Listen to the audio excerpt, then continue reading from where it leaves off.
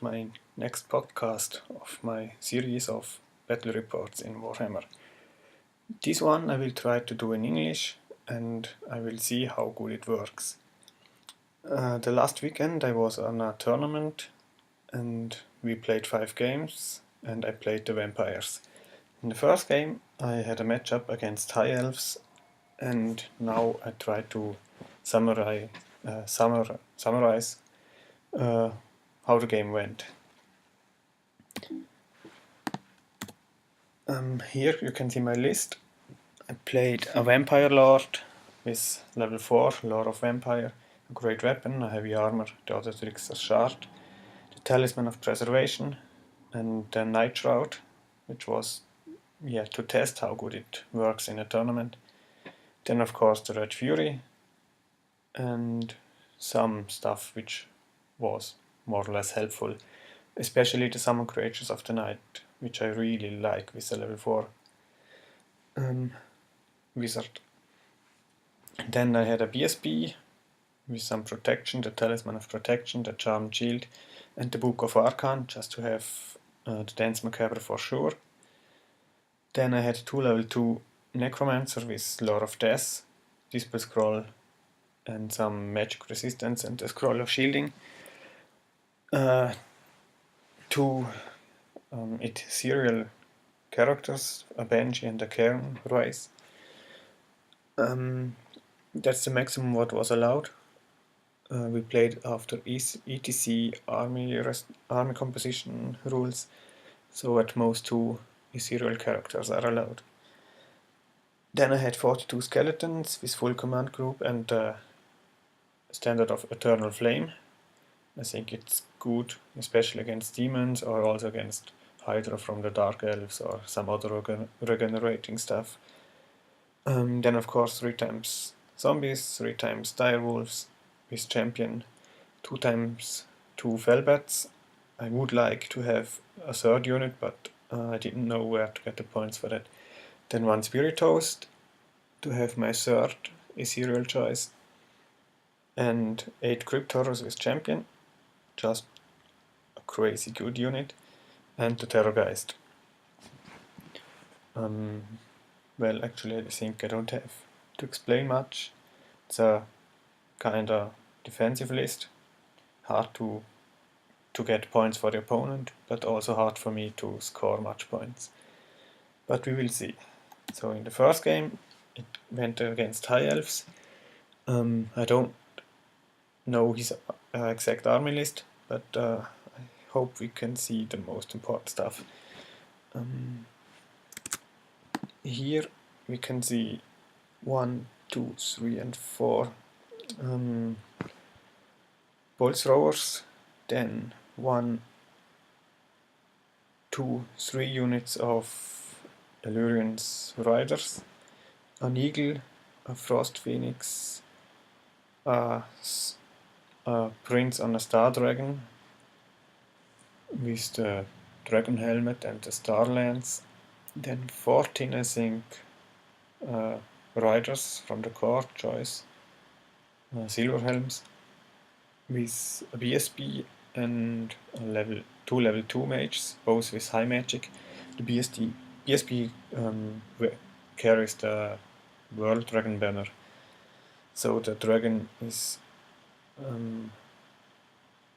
stubborn in 12 inches, and the whole unit is quite immune to magic. But anyway, I don't have that many magical attacks, so I don't have to fear this unit. Only I have to fear a combo charge of a phoenix and the unit or something like that. So I have to try to separate the targets, and then I can kill all stuff, but not if they can do a combo charge. So here's the picture after my first turn. As you can see, I was quite on the right side, very concentrated and compact. He went to the left flank, and quite good for me is that the phoenix and the dragon are not too close together, so if you do some mistake, I have the chance to separate them and get them after the other. Yeah, as you can see also on this picture, I also had a good first magic phase. I think I got, no, I didn't get the Whisper Scroll in the first time, but I could raise a new unit of zombies here to make some things he has to react to in the first turn, or he will lose the war machines. Then I had an Invocation of Neg in 12 inch, which he didn't dispel, so I have a lot of models raised in the first turn. Here I have already lost some models, I believe. I'm not sure now. Yeah, he shot on this unit with something, I'm not sure. Anyway, the Terrorgeist is hiding behind the building. He's only visible for one of the bolt throwers, the other two on the hill here. Well, they can see him, but it's too far away, it's more than 48 inches. So he's quite safe, only one bolt thrower can shoot the thing, and for that it's hard cover. On the second image we see some more repositioning. He stays on the left side, positions his riders to charge my zombies and stuff like that. On this zombie unit, I think it was the 6th spell of high magic which killed so many models. Actually, I didn't want to lose my Display Scroll for a unit of zombies. Then I charged the first Bolt Thrower with some zombies. I positioned 2 units of dire wolves to get the next unit, or the next Bolt Thrower, and I still hide the Terrorgeist. Just as long as the Terrorgeist is alive, he cannot charge with the Phoenix or with the Dragon alone. So I stay somehow passive, but still I'm marching on the middle of the table and on his side to get the war machines and to provoke the Phoenix to do something stupid. In magic phase then didn't happen too much, and also in the close combat phase the zombies couldn't kill the bolt thrower, but that's not that bad, because as long as my models are alive he cannot shoot. So here we see he did some repositioning. The Phoenix is here. He took away the model and just let the base there, because it was not really good position in there. He charged some dire wolves and couldn't kill them all. And here he charged some Velbats and he was, encloses my zombies and skeletons. Maybe here I did not that good positioning, because all my characters are here in this zombie unit, and well, these are somehow isolated, so they're not that good for me. But as you can see, I also charged with the dire wolves the bolt thrower, and in this turn I could kill him and overrun the next unit. And somehow I killed also the eagle. I think it was with magic, I'm not sure. The Phoenix killed my dire wolves in the middle and charged Spirit Host, which was here, and killed him, and then he redirected and looked in the direction of the zombie unit here. I could also again do an Invocation of Neg in 12 inch, so the zombies are again larger, the Velbats got larger, and the Terrorgeist is now coming to my center to cry on the Phoenix. Also the Benji is here near the Phoenix, and I hoped to kill this Phoenix with 2 cries. But that didn't work, sadly, in this turn. So he moved the Phoenix here, killed here a unit of zombies, and here are the skeletons in the close combat with one unit of these riders, and the other, well, actually with 3 units.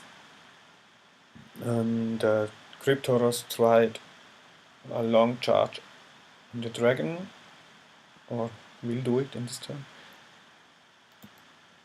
Yeah, I will try that now, but to that later. First I could, with the dire wolves, I could kill more and more units of the bolt throwers. So here is the third one which will die this turn, and not on the picture is the fourth one which will also die in the next picture. And also the eagle is dead. So the plan is now to stop the big unit of cavalry to kill the Frost Phoenix and maybe the dragon. I try in this turn a long charge on the dragon. I need a 12 with 2 dice, so that's not very likely, but I have nothing to lose. I just thought, if I manage this charge, I get the dragon, I block the knights, and I get the phoenix. That would be quite nice, because I think the dragon will lose against 8 Cryptoros. But that charge didn't work. So here you can see how the fourth bolt thrower is dying. I charged the phoenix also with the conga of zombies, just to pin him, move the Benji and the Terrorgeist in 8-inch range, and just cried him dead. So I got the phoenix finally in the 5th turn. Here is more fighting with the Illyrian rider and my skeletons. As I already said, it's not that good that they are so isolated, because now the dragon can charge the skeletons and I have no chance to support them anymore. So that's what we see in the next picture, and then finally in the last one he charged with the dragon, and I have a champion and a race in this unit, so I can 2 times stop him from killing too many skeletons, but that didn't do enough. Well, yeah, to stop him to kill the whole unit. I cried with the Benji and the Terrorgeist in my last turn. I could kill 5 wounds of the dragon and 1 of the rider, but that was not enough to get some points, and in the last turn he used his stomp and the brass weapon and the attacks of the dragon and the riders just to kill my whole unit of skeletons. So I lost there the race and the skeletons.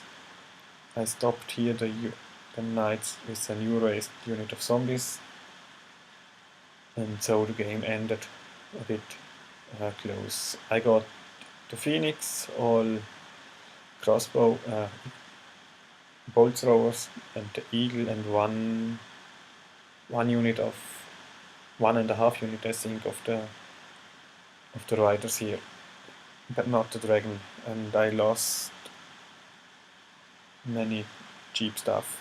1 unit of wolves, 2 units of dire wolves, 2 units of zombies, and the race. I think that's it. So I won the game with 200 points difference or something like that, or 250, but it was 11-9 for me.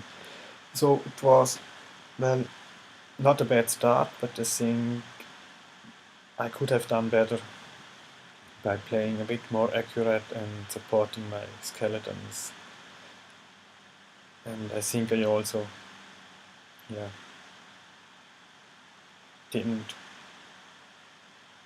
play the fellbats here on the bottom quite good, because that was just sacrificed for nothing. So I think if I played a bit more compact, I could have killed the phoenix earlier and then separated the dragon from the riders to get at least one of those 2. But it was not that bad, I think. For the start it was okay for me. So I hope you could follow my report, the battle report, and I hope it's understandable when I talk English. It's the first time I do a report in English, in the spoken version. But yeah, I hope you had some fun, and if the feedback is good enough, I do the next one also in English, otherwise maybe in German or not at all. We will see. So stay tuned. Thank you for your attention.